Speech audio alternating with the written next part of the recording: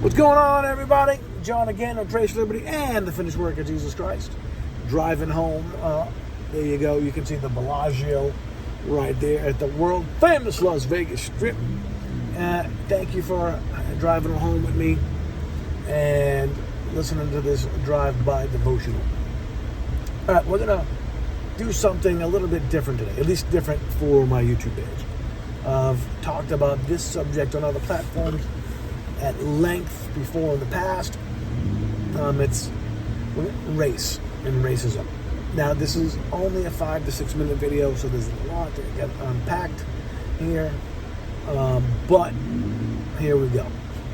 First of all, nowhere in the Bible, and this is important, nowhere in the Bible does it even mention race. The concept doesn't exist as far as God is concerned. When creation happened and Adam was created, there was no mention of race. Nowhere in the Bible is race mentioned. Nationalities are mentioned, people from different empires and countries and things like this. But race, at least how we understand it, did not exist. This is important. The other thing is that scientifically, race does not exist. In 1950, I believe it was, the United Nations declared that race is not a biological fact. Any geneticist and scientist will tell you that race is not a real thing. It is a social construct. Now, this is important. This is important because Paul says, I say to know nothing about you except Christ and Him crucified. The only thing that we need to see in people is Jesus. Mother Teresa said that she did what she did in serving the poorest of the poor because when she saw them, all she saw was Jesus. Does this mean that racism doesn't exist? Of course it exists. But racism is based off a false premise that race is even a thing, and it's not. So, the best way to deal with this, at least in our own lives, is to have that mindset, and take it into consideration the fact that God didn't create race.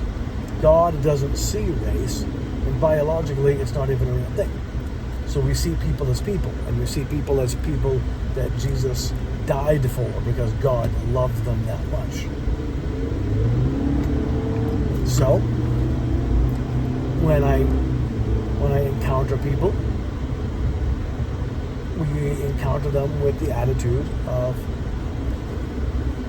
all I need to know about you is that Jesus loves you and He died for you. And when we address social issues, we should address them with that same mindset.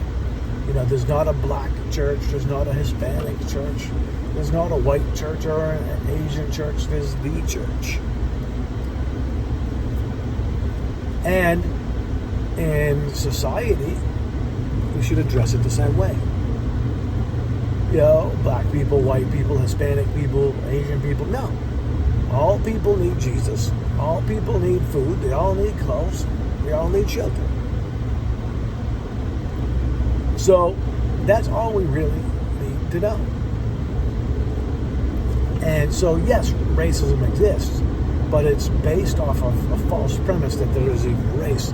And so if we can look at each other and see people through the eyes of God, then this goes a long way to eliminating whatever problem there is. And remember that the only thing that God sees is, are you a believer or not? And if you're not, He wants you to be, so that He can be with you forever and ever in His heavenly kingdom. God bless, my friends. Thank you for driving along with me, and I will see you next time.